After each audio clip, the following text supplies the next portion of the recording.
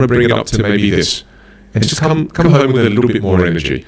And then, a couple of weeks later, or even a week later, then come home with a little more energy, like this. And you start to bring it on slowly. Don't take people by surprise and dramatically change. And then after that, try a little bit of this, right? Don't be afraid to try a little bit of that. And then after that, don't be afraid to try a little bit of this. Oh, yeah. Makes me think of the song Mambo No. 5, right? So all of a sudden, just start to bring it on slowly and try different things on.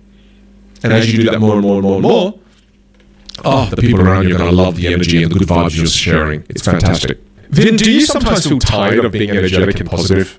Do you have downtime in which you revert to your flat persona or communication style? Absolutely not. I don't get tired because I'm not human. Wish I could do some VFX there. All of a sudden I turn into a frog. Why pick frog? I could have picked so many other amazing things. Simple answer, yes. I do get tired. I do feel exhausted. I've had a couple of really, really hard weeks. The last few months for me has been really difficult. Do you know why?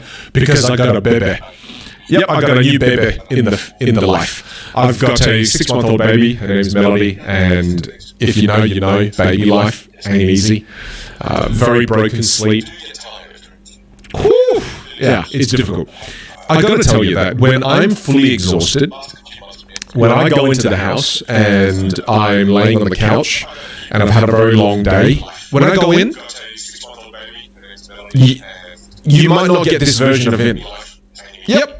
Oh my goodness, how crazy. And the version of Vin that you're going to see on the couch is, hey, Wayne, do you think we can just get Uber Eats tonight? Because I cannot be bothered cooking. And then my wife, exhausted as well, she's like laying on the couch doing like, yeah, let's just get Uber Eats, who cares? And let's just get fast food. I'm like, yeah, let's just get fast food. I do not care about being healthy right now. Do you care?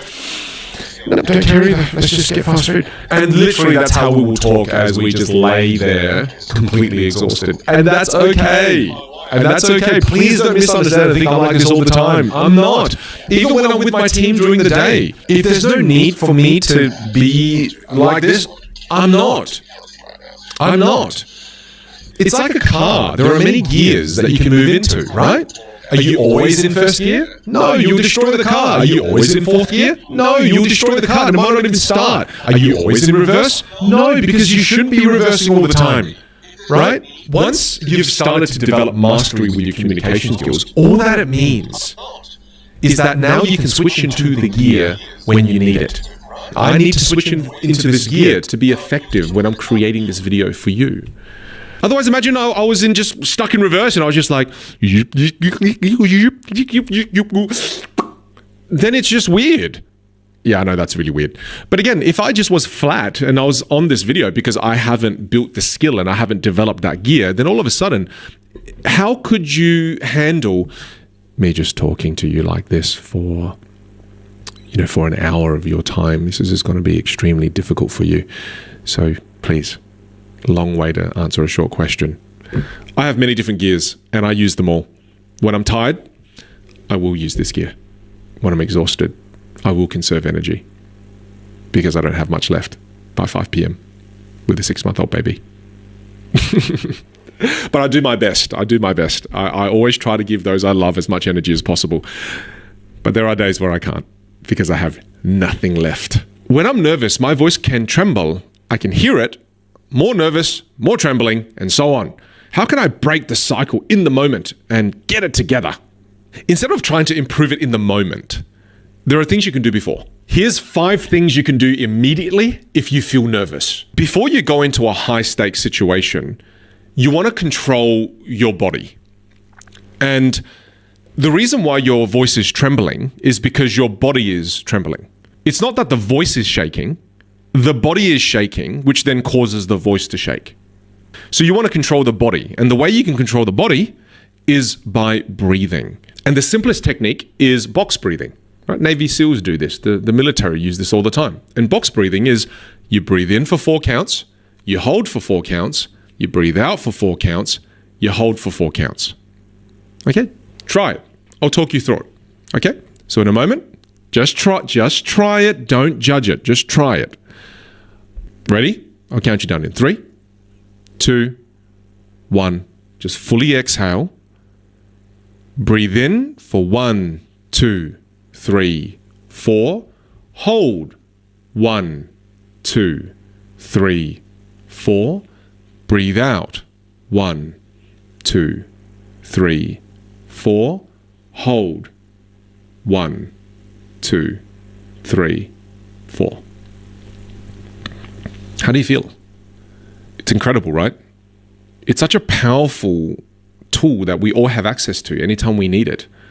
It immediately relaxes your body. And when your body is more relaxed, it doesn't tremble. When does the body shake? I mean, try to hold out your hand like this, okay? Hold your hand out like this and just hold it there as still as you can. It's pretty still, isn't it? Yeah, it is. Now, I want you to tense your hand. Tense it really hard. And when you're tensing it, what happens to your hand? When you tense it, look, I'm trying to tense it really hard and I'm like vibrating, right? Do you notice that? Well, when you're nervous, your body tenses up. And when it tenses up, it starts to shake. So when you use something like box breathing, it relaxes your body. And when your body's relaxed, your voice is not going to tremble. That's the first thing you could do. That's with your body. The second thing is, you want to control your mind. And in your own mind, you need to think to yourself that this high-stakes situation that I'm going into, this presentation that I'm walking into, this speech that I'm about to give for my best friend at their wedding, this job interview that I'm going into, get into a mindset of service. I'm here to serve the people that are in front of me. It's not about me. It's not about me. Because if you become really self-conscious and you keep thinking about yourself, you're going to become more nervous because you're thinking me, right? Instead of doing that, think about the audience. Focus on the audience. And by taking that self-consciousness, taking that consciousness away from the self and placing it on others, it starts to reduce the nervousness as well. So you want to control your body and you want to control your mind. There's a tactical thing you can do as well. If you are in the moment and you're noticing yourself getting really worked up and your voice is trembling, well, there's one thing you can do.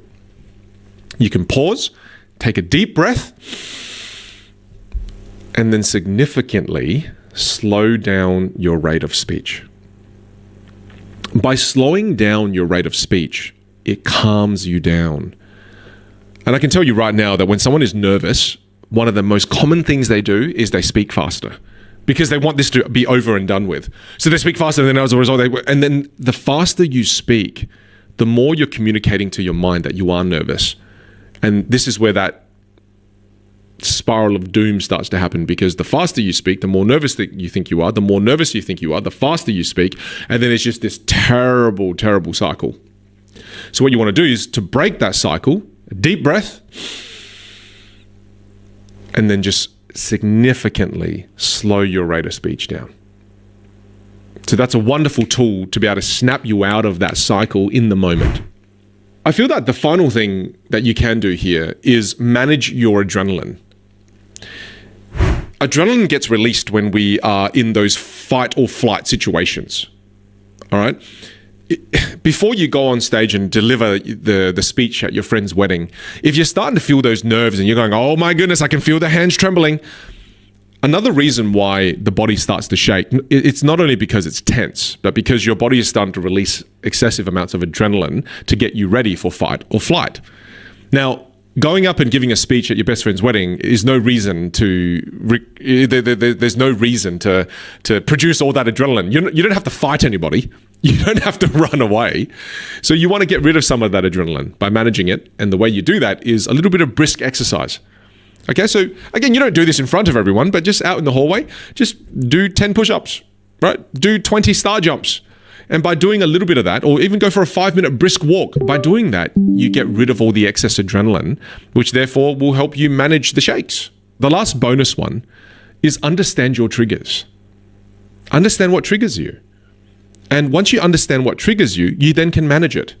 So if you know precisely that speaking in public is a trigger, well then now, even by being able to label it and by understanding it and by knowing that makes you nervous, that's going to help already.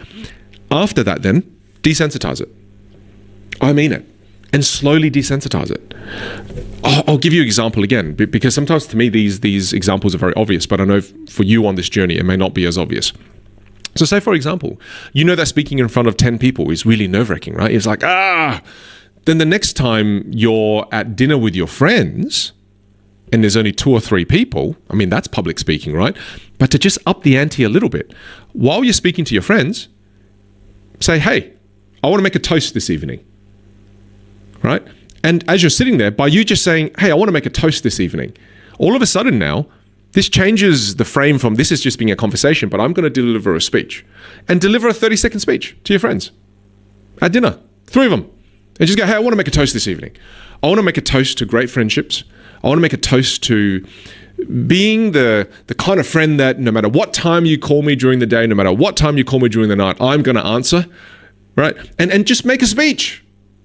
And do a 30-second speech. And then you'll start to feel that fear, trust me. And then, do you know what level 2 of that is? The next time you're with some different friends, stand up and make a toast. Don't just sit, stand up and make a toast. I already know what some of you are thinking. You're like, oh, Vin, that's so weird. It's only weird if you make it weird, right? And you go, stand up and say, hey, I just want to take a moment to share my appreciation for the 2 of you. You know, it's and also I'm going to call this out tonight. I'm going to be paying for dinner. So I want to say, I love you.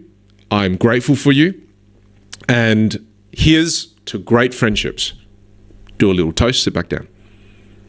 I'm serious. Because all of a sudden, as you do this, you're starting to desensitize the fear of presenting, right? And then you can go to level 3 of this. And level 3 of this is when you're at work next time and you're on a Zoom call, stand on the Zoom call because it feels more like you're presenting, right? When you're in your team meetings and there's 4 or 5 people, stand as you deliver your part of the meeting. And again, it's only weird if you make it weird. All you have to say if you want to stand in the team meeting is, and it's your turn to talk, you go, hey everyone, do you mind if I just quickly stand? I need to stretch my legs. I've been sitting all day. Do you mind if I stand for this 5-minute presentation that I'm about to do? Thanks everyone. Stand and then deliver it. The more you do it, the more you'll desensitize that fear. Okay, so I think you're starting to understand the way I view this and the way I coach people in this, right? A huge part of it is just desensitizing the fear. Such a big part of it is desensitizing it. The last message I want to end with you on is this. 12 years ago from today, I was working in a takeaway store for my parents. And I was in charge of the deep fryer, right? I was a university dropout at the time. I didn't know what to do. So my mum and dad said, hey, why don't you just come work in the family business? And it was, again, one of the businesses the family had was a takeaway store, right? My parents made me work from the lowest place. Yeah, that's cool. All good. So I was frying hot chips and dim sims and Chico rolls, if you know what they are. And as a result of standing in front of the deep fryer, I got so much acne, all right, because of all the oil, and I'd had poor hygiene at the time. More than this, after I finished that job, I would go work at a petrol station. Yeah, nothing against those things, but I was working at a petrol station. And then after I finished working at the petrol station, I'd go work at bars. Why did you work at bars? Well, because I was doing magic at nightclubs. I hated doing that. I don't drink, so I don't like being around drunk people. I don't enjoy it, right? And drunk people at nightclubs, oh, not my cup of tea. But that was my life for years. And if you look at where I am now, you may look at that and go, wow, Vin, how did you, that's amazing. What an incredible transformation. What an incredible shift of what you're doing in your life. That's inspiring. Yeah. I thank you. I'm not saying yeah because I'm being disrespectful to you, but I want you to realize that the same is possible for you in 12 years. But the moment I say that, you start to go, oh, 12 years, that makes me want to vomit and die. We always, as human beings, overestimate what we can do in 12 months. But we completely underestimate what's possible in 12 years. That's one of our greatest flaws. So I want to remind you that I'm the tortoise, not the hare. I'm that damn slow tortoise. I'm just going to improve one thing at a time because I want you to recognize that there is nothing amazing about me. Really. Right? Not saying this because I'm being all humble. No. There's absolutely nothing amazing about me. And if you're sitting there right now still thinking I'm amazing, you've been fooled. It's an illusion. I'm just really good at taking things one step at a time. And I promise you, you'll probably be able to do it faster than 12 years. But if you just started improving things one step at a time with your communication skills, it's going to completely transform your life. This is one of the world's most highly valued skill sets. It's going to open up so many doors for you in the future. And as you master this skill set, my one ask of you is use your voice to spread more love, to spread more kindness, and to spread more compassion. The world needs more of this. This is now your duty moving